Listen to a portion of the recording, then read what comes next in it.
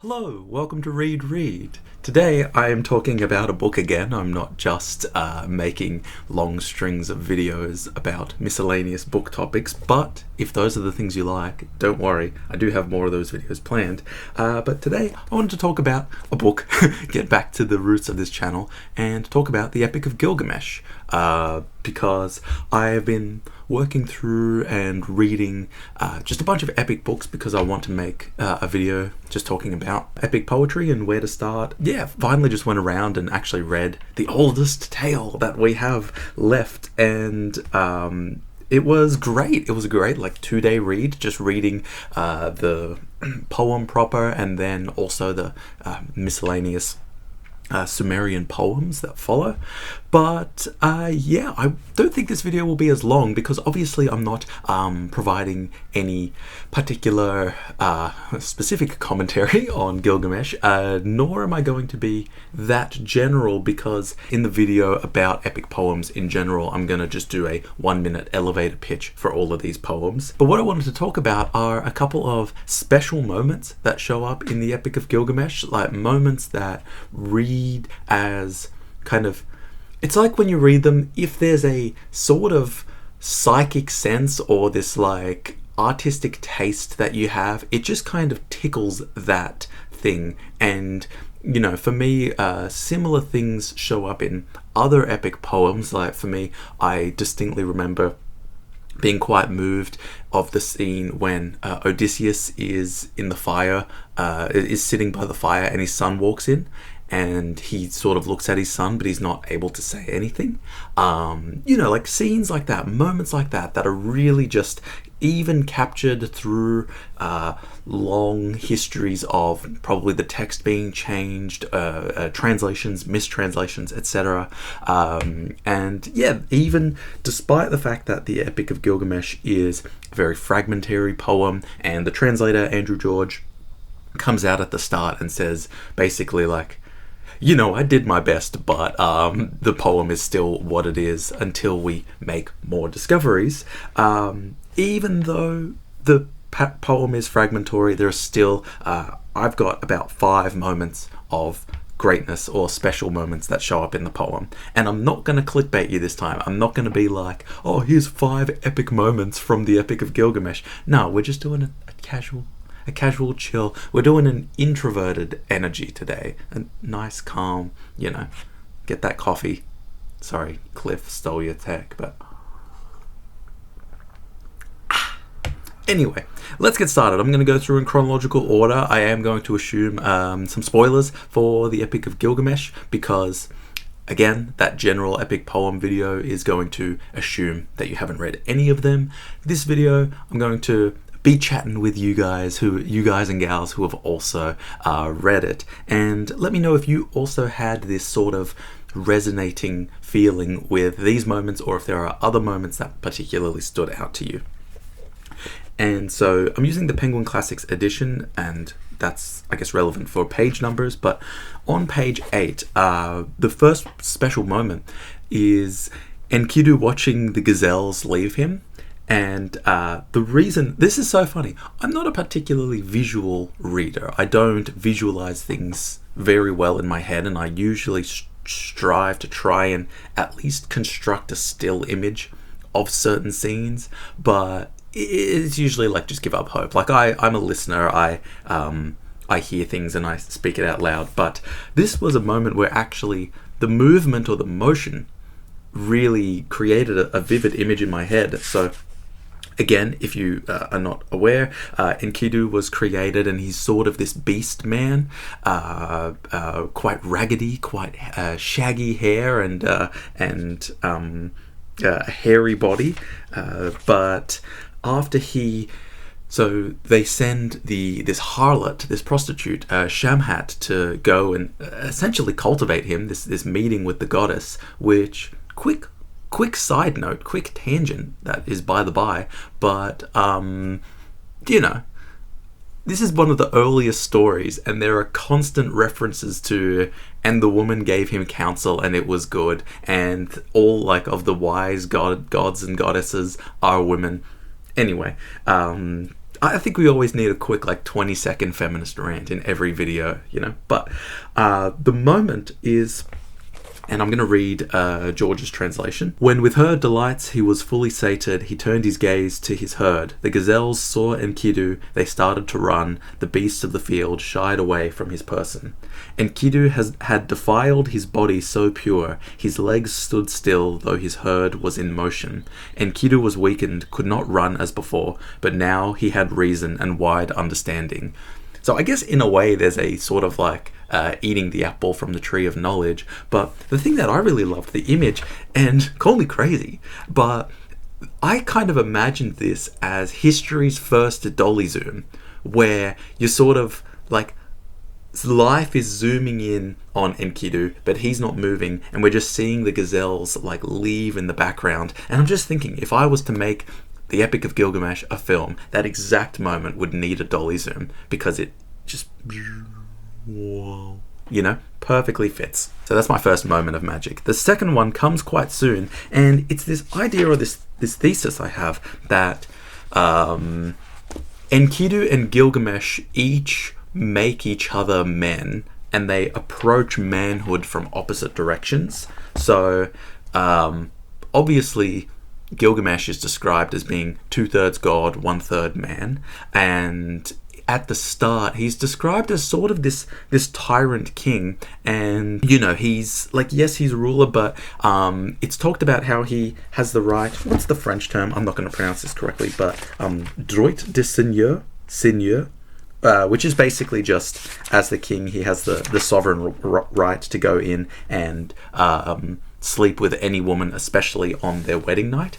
And the crazy thing is that this really hardcore triggers Enkidu. And I'm just like, why? Like, why does that happen? But Enkidu, I almost imagine that, like, Gilgamesh comes from being 2/3 god, 1/3 man. And Enkidu is sort of like 2/3 beast, 1/3 man, which I don't think he says that, but that's kind of like, they both are approaching a general manhood, mankindness, and what happens is this confrontation with them, where, you know, Enkidu learns about it, and he's, quote, shocked. Wait, no, I shouldn't say quote until I actually have the quote in front of me. So he is, quote, at the fellow's words, his face paled in anger. That's after the fellow is describing Gilgamesh's shenanigans. And then after they fight, so the key thing that happens is Enkidu blocks the door of the wedding home with his foot, and Gilgamesh is like, come on, bro. And then they seize each other at the door, and in the street they start to fight. They fight, and technically Gilgamesh wins, but but Gilgamesh respects him, and Gilgamesh sort of honors him, and I think that's the point where Enkidu basically officially stops being a beast. And I also noticed that that's the point where Gilgamesh kind of stops being a tyrant king. He starts to give orders when he wants to leave. He wants to go out and journey to the cedar forest, and so he starts giving orders of how to keep his city and town in check while he's away. But I'm fascinated with this idea that through combat and friendship, Enkidu and Gilgamesh each become men through a brotherhood or a fraternity, which was another special moment for me. I don't know if there's any validity in that, but it made me feel good. It made me feel good to think that. So I hope you feel good about that as well. Moving on. And again, I know I said spoiler alert, but just in case you were adamant and stuck around, those first two special moments were just from the first two tablets. This one is from quite a bit later. This is from tablet number 8, and it is the death of Enkidu. Or more specifically, it's Enkidu's funeral. So Enkidu, what I like is he actually dies by becoming sick. He doesn't die in combat, and that really messes with him. He is convinced that nobody is going to remember his name.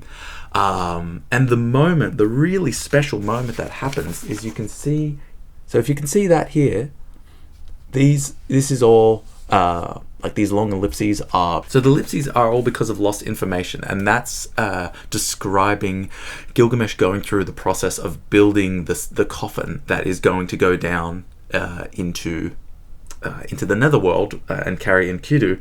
And the thing that just moved me so much was because of missing information, rather than saying all of these details, there's just blah blah blah blah blah, he provided for his friend, blah blah blah blah blah, he provided for his friend. And that continues. I think the longest string of those is there's about 6 of them in a row, but then, you know, with X talents of ivory, of which the handle was X pounds of gold, he provided for his friend. But yeah, just that moment of, actually, funnily enough, because of the way that history went and that those trivial details were lost, the only things that were preserved were Enkidu's name and the fact that Enkidu was the friend of Gilgamesh, which I thought was a really beautiful moment. It was kind of like embracing the beautiful chaos. And of course, it's tragic that we don't know exactly how many pounds of gold were used to build his coffin, which, I don't know, here's the thing though. Like, in the Bible, we already know how much shit is used to build the Ark of the Covenant, and none of us read that anyway, because it's just, like, boring details. So, like, seeing this and just, yeah, I had this really moving moment, which also happens and shows up when you read Sappho, and Anne Carson leaned into that with her translation, just making those lacunas and meaningful gaps and omissions in the text, making them meaningful and moving.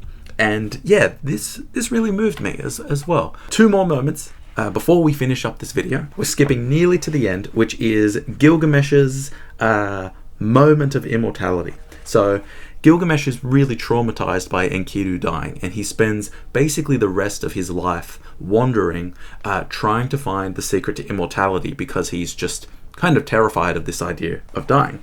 He has this cool moment where he like chases the sun and he beats the sun in its arc, which is nice. But the real moment of being tested for his immortality, in which he allegedly fails, which I don't believe, is when Gilgamesh finds Utanapishti, or the Babylonian Sumerian Noah, who had the ark and survived the deluge, or the flood. And Utanapishti basically says, you know, when I was on the flood, we were awake for 6 days and 7 nights, and if you can go 6 days and 7 nights without sleeping, then we'll see if you have what it takes. Quote, so you can find the life you search for.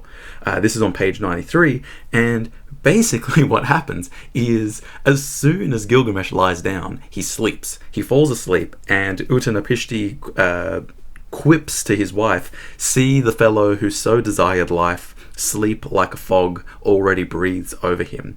And yes, technically maybe, but I'm going to believe no. I'm going to believe in my own artistic creative mind that because Gilgamesh slept specifically for 6 days and 7 nights, he achieved immortality in those moments. And I'm having these creative fantasies about, like, it's actually in that dream in which this entire Epic of Gilgamesh was composed.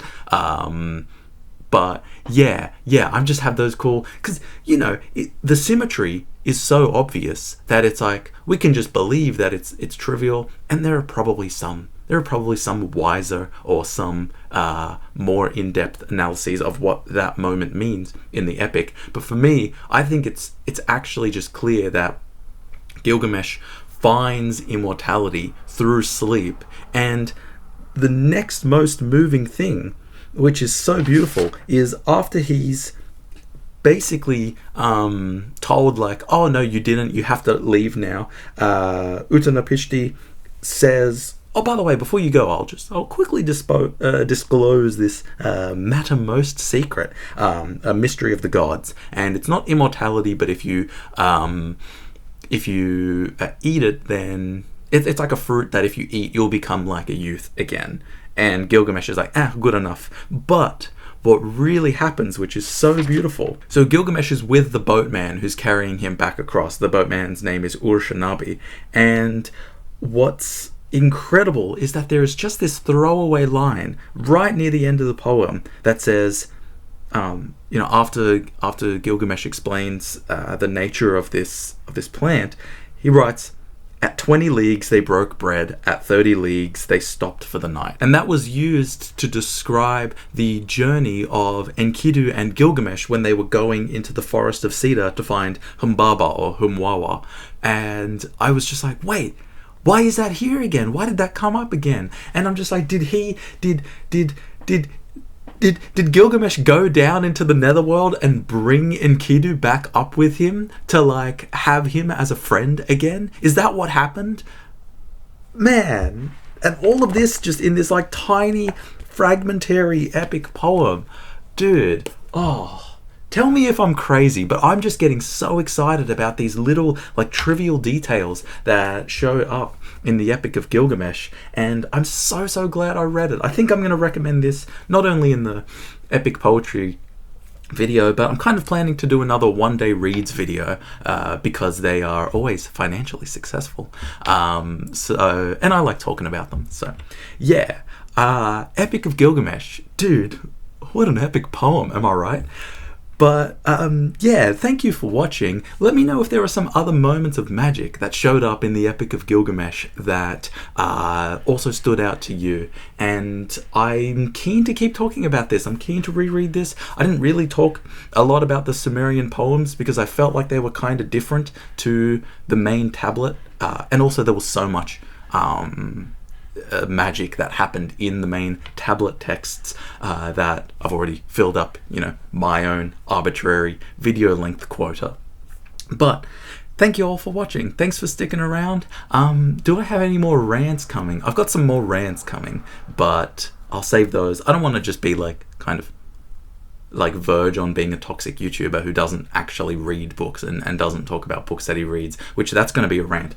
But anyway, yeah, thank you for watching. Thank you for enjoying my rambling and rant-like thoughts on the Epic of Gilgamesh. Thanks for watching. Hope you enjoyed, and I'll see you in the next video.